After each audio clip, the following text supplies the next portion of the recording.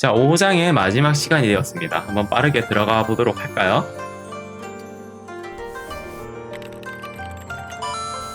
자, 우선 보실 한자는 멈출지, 정지할 지자입니다. 이 지자를 어떻게 하면 이미지로 여러분들에게 잘 표현할 수 있을까 고민을 하다가 떠올린 게 바로 요 이미지예요.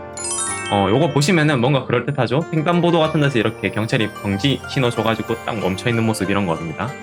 보시면은 음독은 시 하나밖에 없기 때문에 여러분들이 읽기 굉장히 편해요. 그래서 중지는 추시가 되고 금지는 킨시가 되는 것처럼 웬만한 한자 어휘들은 다 시로 읽히니까 읽기 되게 편하실 거예요. 음독은 자동사인 토마르, 타동사인 토메르가 있습니다. 자동사 토마르는 멈추다라고 하는 의미를 가지고 있고요. 파생 어휘 중에 여러분들이 알아두시면 좋은 거는 이키도마리라고 하는 어휘가 있어요. 이키도마리는 뭘까요?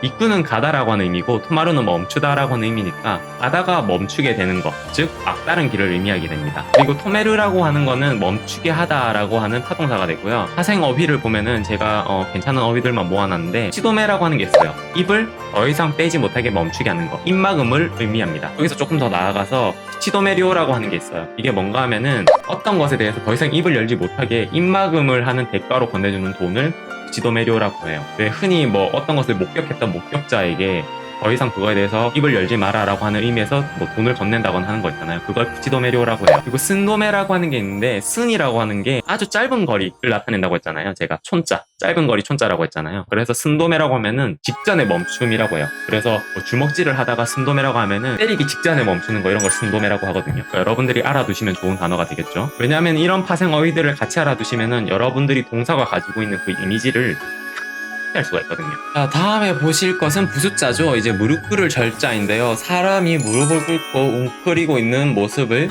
그린 글자입니다.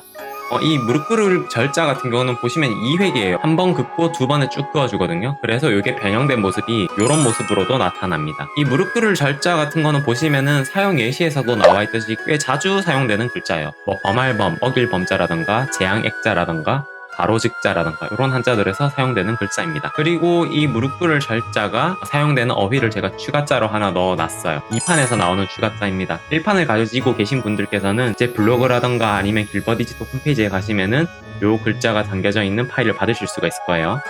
자, 이 추가자, 곱복자는요, 보기 육자랑 무릎 꿇을 절자, 그리고 오른손 우자로 구성된 한자입니다. 앞에서 다 배운 것들이죠. 그래서 주인의 몸에다가 하인이 이렇게 무릎을 꿇고 손수 옷을 입혀주는 모습, 그런 모습을 조금 떠올려 주시면 될 것 같아요. 옷을 입혀주고 복종하는 모습, 그런 모습을 한꺼번에 여러분들이 이미지화 시켜줬으면 좋겠습니다. 왜냐하면 이게 제가 하면서도 되게 힘들었던 게 의복이라고 하는 이미지랑 복종하다라고 하는 이미지를 여러분들에게 한꺼번에 이렇게 전달하기가 조금 쉽지가 않았어요. 그래서 이 두 가지 의미만큼은 여러분들이 옷복자, 복종할 복자에서 꼭 알고 계셨으면 해요. 그리고 이 3번의 가질 복자 같은 경우는 굳이 외우지는 않으셔도 돼요. 특히 여러분들이 이게 옷복자로 외우시는 분들이 많기 때문에 옷복자라던가 뭐 의복복자로 외우시는 분들이 많기 때문에 복종하다라고 하는 의미라던가 복용하다, 착복하다, 복약하다라고 할 때 이 가질복자의 의미를 떠올리지 못하시는 분들이 꽤 많아요. 그래서 애초에 처음부터 이 복종하다라고 하는 의미와 옷이라고 하는 의미를 여러분들이 강렬하게 머릿속에 박아 넣는 과정이 좀 필요할 거예요. 이런 것들은 이 어원 같은 거를 설명하면 조금 더 알기 쉽겠죠. 이 옷복자, 복종할 복자 같은 경우는요, 원래 어원 자체는 복종하다라고 하는 쪽이 먼저였습니다.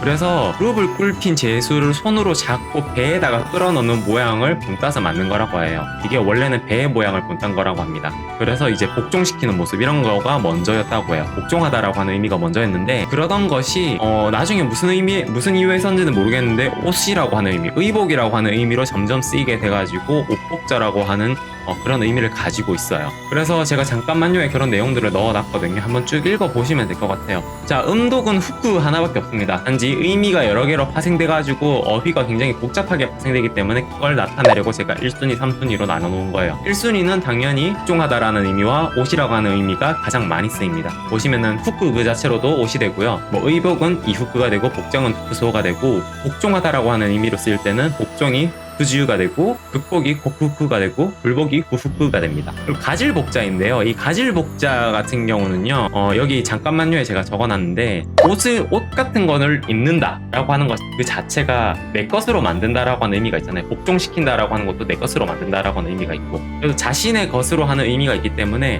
먹는 것은 복용이 되는 거고 입는 것은 착복이 되는 거고 그래서 자신의 것으로 만들어 버린다. 내 것이 아닌 것을 내가 입어버린다라고 하는 의미에서 횡령이라고 하는 의미도 쓰이죠. 착복하다라고 하잖아요 우리가. 그래서 횡령하다라고 하는 의미가 되는 거고 그래서 이런 식으로 의미가 확장된다라고 하는 건데 사실 이 가질복자라고 하는 거는 이 세 가지 단어 정도밖에 여러분들이 볼 일이 없어요. 그래서 옥복, 복종할 복자를 여러분들이 우선적으로 외워두시고 예외적으로 복용하다, 복약하다, 착복하다라고 하는 거는 내 것으로 만들다라고 하는 파생된 어휘로 쓰이는 것이다 라고 하는 거를 체크하듯이 외워두시면 좋을 것 같아요.